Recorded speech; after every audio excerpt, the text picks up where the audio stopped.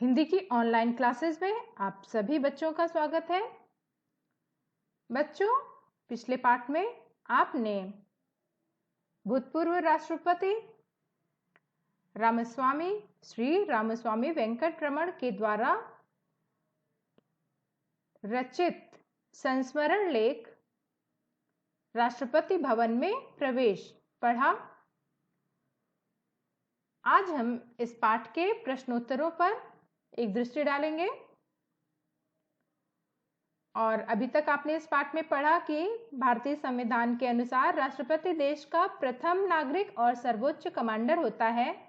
पद की गरिमा के कारण सामान्य जन को उसके कार्यकलापों के बारे में बहुत अधिक जानकारी नहीं होती। सन 1987 से 1992 तक भारत के राष्ट्रपति रहे रामस्वामी वेंकटरमण ने अपने कार्यकाल के दौरान राष्ट्रपति भवन के समारोहों और कार्यक्रमों पर किताब लिखी है ताकि आम लोग भी उनके बारे में जान सकें। और प्रस्तुत पाठ में उसी किताब का कुछ अंश शामिल है। तो किताब का शीर्षक था जब मैं राष्ट्रपति था, जिसका एक यह अंश है यह पाठ। तो आइए इस पाठ के प्रश्नों पर एक दृष्टि डालें। बहुविकल्पीय प्रश्न। पहला प्रश्न है, वायसराय से मिलने कौन आए थे? तो इसका उत्तर है वायसराय से मिलने गांधी जी आए थे। इस दूसरा प्रश्न है बहुविकल्पीय का कि इस पाठ के लेखक किस पद पर आसीन थे? तो इस पाठ के लेखक राष्ट्रपति पद पर आसीन थे। पहला ऑप्शन सही होगा इसका। लेखक से पहले राष्ट्रपति कौन थे? लेखक से पहले राष्ट्रपति ज्ञानी जैल सिंह थे। और बहुविकल्पीय का आखिरी प्रश्न है, शपथ पत्र किसने पढ़ा? तो इसका उत्तर होगा मुख्य न्यायाधीश ने। तो आइए आगे के प्रश्नों को देखें। लघु उत्तरीय प्रश्न। पहला लघु उत्तरीय प्रश्न है, आप स्क्रीन पर देख रहे होंगे।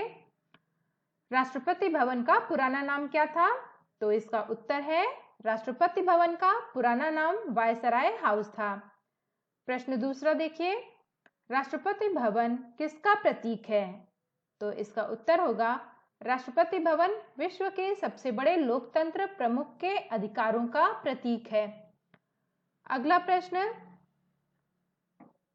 समारोह संसद के सेंट्रल हॉल समारोह कहाँ होना तय हुआ था और क्यों? तो इस तीसरे प्रश्न का उत्तर होगा यह समारोह संसद के सेंट्रल हॉल में होना तय हुआ था।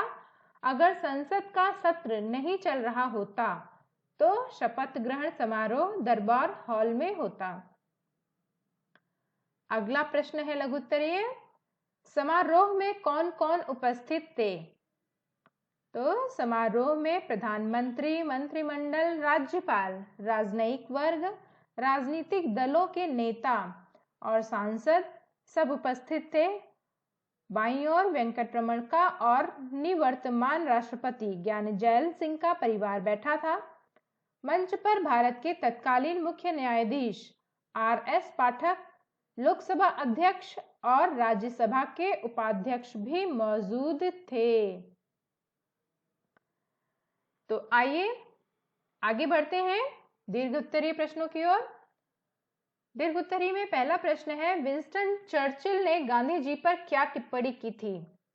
तो इसका उत्तर है विंस्टन चर्चिल ने गांधी जी पर टिप्पणी करते हुए कहा था, यह चिंताजनक और उबकाई आने वाली बात है कि फकीर के भेष में अधनंगे श्री गांधी वायसराय हाउस की सीढ़ियों पर चले आ रहे हैं, जबकि वे अब भी सविनय अवज्ञा आंदोलन चलाए हुए हैं ताकि ब्रिटिश सम्राट के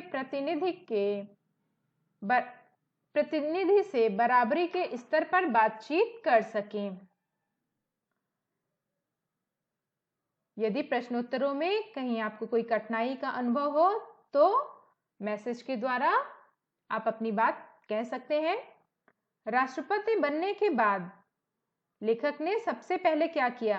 राष्ट्रपति बनने के बाद लेखक ने सबसे पहले राष्ट्रपिता महात्मा गांधी को श्रद्धांजलि दी और राजघाट पर जाकर प्रार्थना की कि जो भी विस्मयकारी और दूभर जिम्मेदारी उन्हें संभालनी है उसमें उनका वे मार्गदर्शन करें।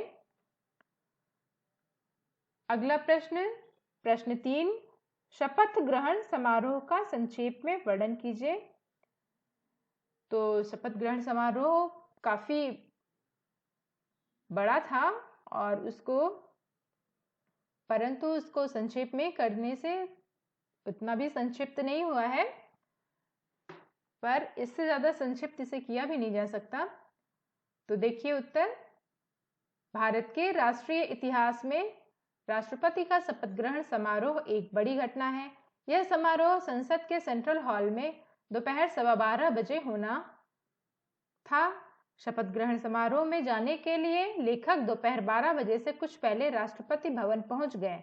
वहां वे निवर्तमान राष्ट्रपति ज्ञानी जैल सिंह के साथ एक छोटे मंच पर चढ़ गए।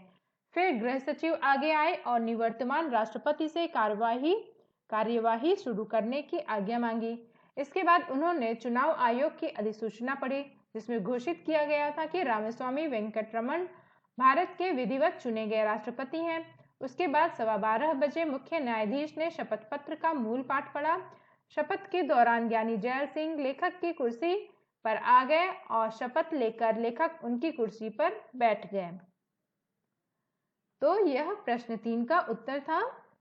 ध्यानपूर्वक इन्हें पढ़िएगा और लिखिएगा। अगला प्रश्न है दीर्घ उत्तरीय, राष्ट्रपति भवन में पहली रात बिताने के बाद लेखक की क्या मनोस्थिति थी? तो राष्ट्रपति भवन में पहली रात बिताने के बाद लेखक को क्षण भर के लिए समझ में नहीं आया कि वे कहाँ हैं।